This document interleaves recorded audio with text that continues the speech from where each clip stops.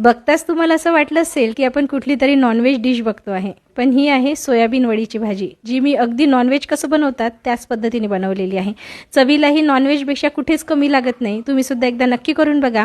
हाच मसाला वापरून तुम्ही नॉनव्हेज सुद्धा बनवू शकता। तर आता सर्वात आधी आपल्याला सोयाबीनच्या वड्या पाण्यामध्ये उकडून घ्यायच्या आहे। त्यासाठी पाणी गरम करायला ठेवायचं।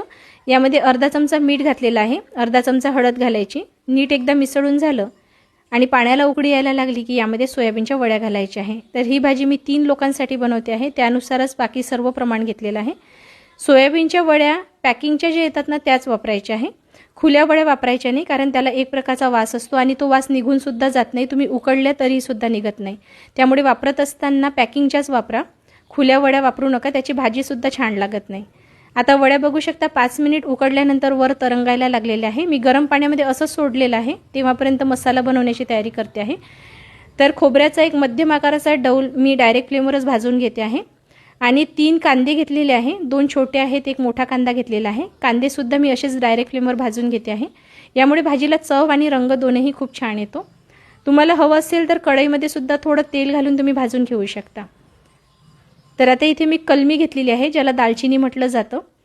तर त्याचे 2 तुकडे घेतलेले आहे, 2 लवंग घ्यायच्या, सोबतच 3 विलायची घेतलेली आहे आणि जे खोबरं पण भाजून घेतलेलं होतं ना ते घालायचं आहे।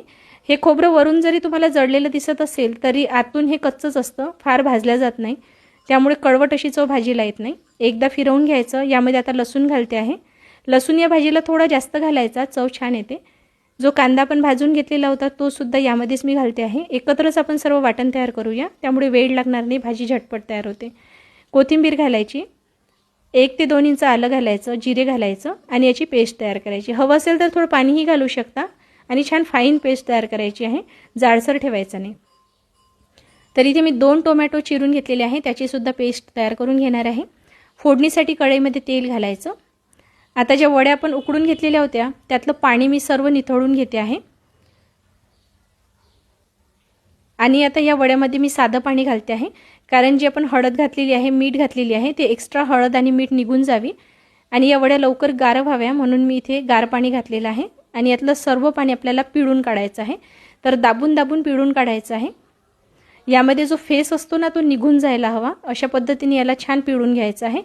तर असं पिळल्यामुळे काय होतं, जो वड्यामध्ये जो वेगळा वास असतो ना तो निघून जातो। कारण आपण बरेच वेळा बघितलं असेल सोयाबीनच्या वड्या जेव्हाही आपण बनवतो, बरेच जणांना या वड्या त्यामुळेच आवडत नाही, कारण याला एक प्रकारचा वास असतो। तर अशा पद्धतीने पिळून घेतला तर वासही निघून जातो। कढईमध्ये तेल गरम झालं की अर्धा चमचा जिरे घालायचं आणि तयार केलेलं वाटण घालायचं आहे। एकदा वाटण तयार केले ना आणि वड्या उकडून घेतल्या की ही भाजी बनवायला फार वेळ लागत नाही, खूप लवकरात लवकर ही भाजी तयार होते, पण चवीला अगदी नॉनव्हेज सारखीच लागते। आता मध्यम आचेवर वाटण परतून घेतलेलं आहे। यामध्ये मी 1 ते 2 चमचे भाजलेल्या शेंगदाण्याचा कूट घालते आहे आणि हा सुद्धा वाटण बरोबर नीट परतून घ्यायचा। आता वाटण इथे परतून झालेलं आहे। यामध्ये मी लाल तिखट घालते आहे। तिखट तुमच्या आवडीनुसार घाला, मी 1 मोठा चमचा घातलेला आहे। अर्धा चमचा हळद, भाजलेल्या धण्याचं पूड 1 चमचा घातलेला आहे। सर्व नीट एकदा आपण मिसळून घेऊया। तर मसाला मस्त परतून झालेला आहे। आता यामध्ये टोमॅटोची जी पेस्ट आपण तयार केलेली होती ती घालायची आहे। तर टोमॅटो इथे आपण न भाजता घेतलेला आहे, कच्चा असल्यामुळे टोमॅटो नीट शिजवून घ्यायचा आहे, नाहीतर याचा आंबटपणा खूप तीक्ष्ण लागतो आणि कच्चेपणा भाजीला सुद्धा येतो। आता यामध्ये मी कांदा लसूण मसाला 1 चमचा घातलेला आहे। कांदा लसूण मसाला घातल्यामुळे सुद्धा या भाजीला खूप छान चव येते। सर्व नीट एकदा मिसळून घेऊया। मसाले परतून झालेले आहे। आता यामध्ये पाणी घालायचं आहे। तर पाणी कडकडीत गरम केलेलंच पाणी घाला, यामुळे ग्रेव्ही तयार व्हायला वेळही लागत नाही आणि तवंग भाजीला खूप छान येतो। तर अगदी थोडं गरम पाणी सुरुवातीला घातलेलं आहे। मसाले अजूनही आपण पूर्णपणे शिजवलेले नाही, तर जेव्हापर्यंत कढईने तेल सुटत नाही तेव्हापर्यंत जास्त पाणी घालायचं आणि अगदी थोडं पाणी घालून सुरुवातीला मसाले नीट परतून घ्यायचे। कढईने तेल सुटायला लागलं की नंतर आपल्याला जास्तीचं पाणी घालायचं आहे। तर तुम्हाला भाजी किती दाटसर हवी आहे, पातळ हवी आहे त्यानुसार पाणी घालायचं आहे।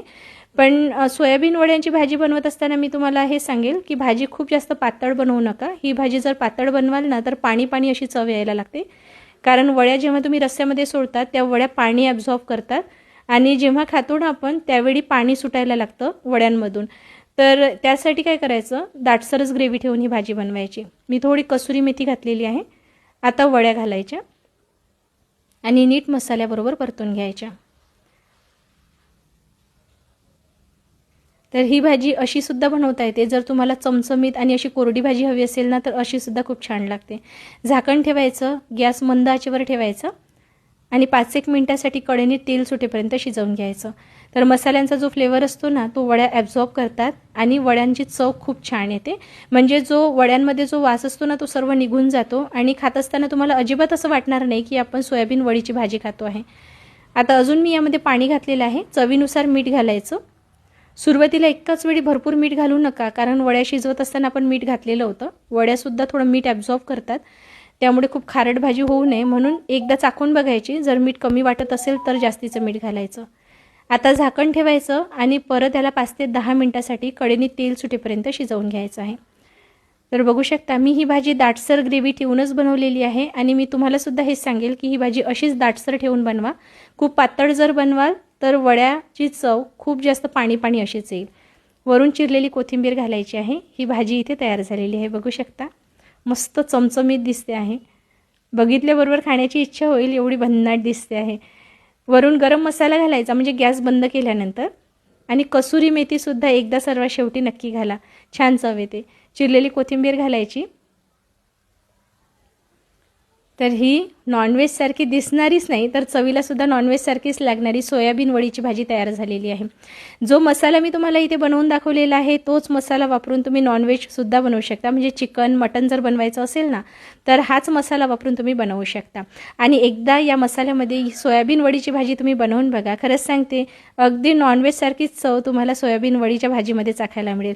रेसिपी तुम्हाला कशी वाटली मला कमेंट करून नक्की कळवा। जर तुम्हाला आवडली असेल तर लाईक करा।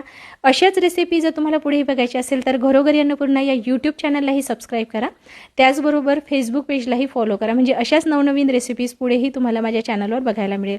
लवकरच भेट होईल, तोपर्यंत हा व्हिडिओ बघण्यासाठी तुमचे मनपूर्वक आभार।